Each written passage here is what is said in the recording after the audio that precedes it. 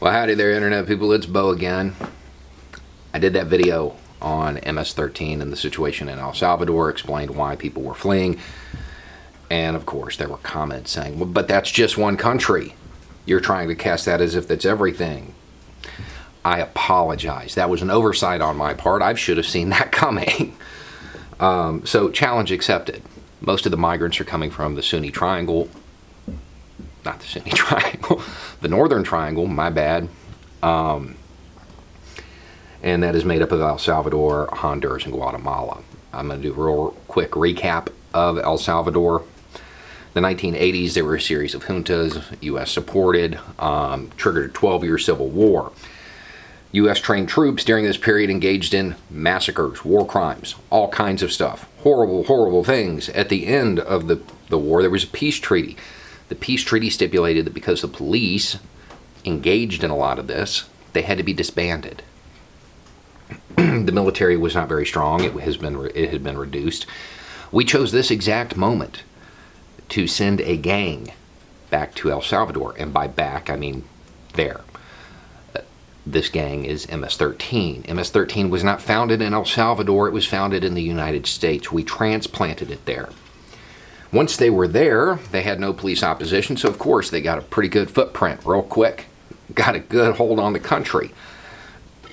Even more so, once they ran into a guy named Ernesto Darras, who we trained.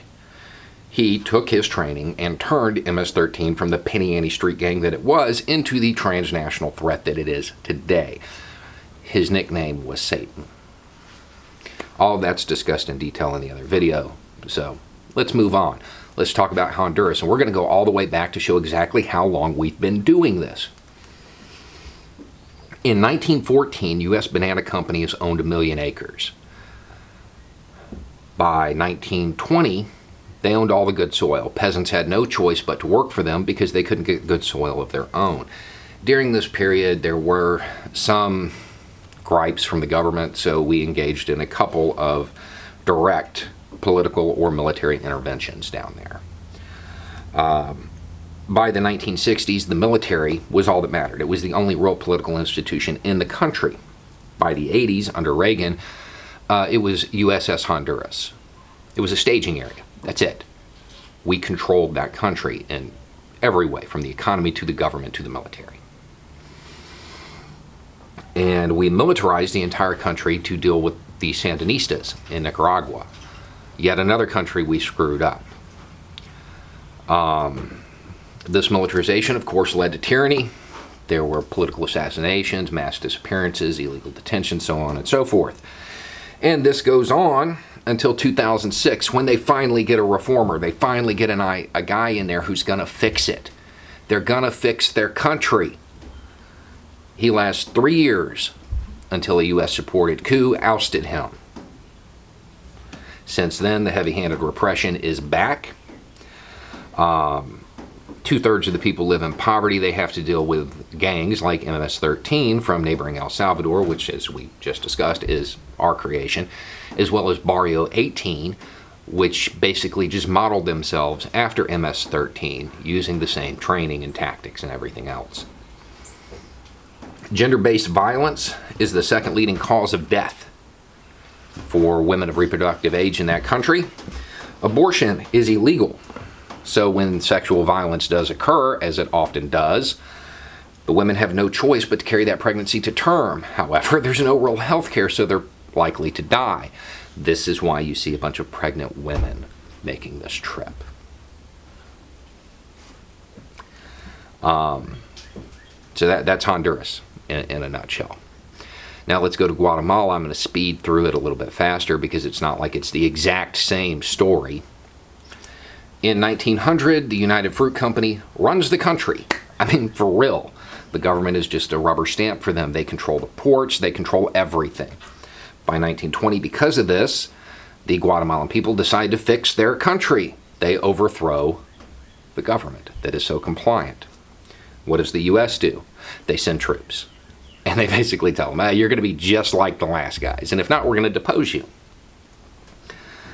By 1931, a real thug has taken over. There's a series of authoritarian thugs along the way. But in 1931, a really bad guy came in, and he authorized the landowners who were supplying the banana plantations to punish their employees any way they saw fit. This included rape and execution. Land of the free, home of the brave.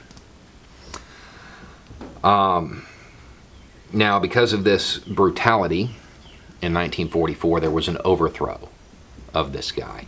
And there was a little panel that ran it for a few years, but in 1950, they finally got free elections. They fixed their country. They did it. Woohoo! Right? And everybody's excited because democracy came. No. 4 years later, in 1954, the CIA overthrew the democratically elected government in Operation PB Success. They ousted him. This triggered 40 years of civil war. 40 years. Along the way, the Mayan genocide occurred. U.S. trained troops engaged in all kinds of atrocities. Now, this all officially ended in 1996, but it really didn't end. It just kind of tapered off, started tapering off at that point. Today, they're in the exact same situation Honduras is. They're plagued by gangs, they're massive poverty, no health care, constant corruption, police brutality, government repression, all of these things that we did. We did all of this. And this, although we're just focusing on the Northern Triangle, this is an example of pretty much all of Central America and most of South America. This is what happened under the Monroe Doctrine. We don't need to put better locks on our houses, on our house of the United States, because other people are breaking in. We just need to stop setting other people's houses on fire. That's what we need to do. It isn't that they can't fix their country. They did it multiple times. It got overthrown because you can't fix your country.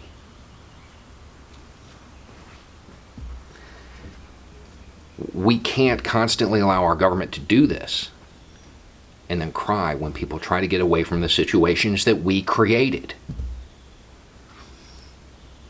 So yes, it is our fault. Yes, it is our responsibility. No, no, it isn't just El Salvador. This is everywhere down there. Anyway, it's just a thought. Y'all have a good day.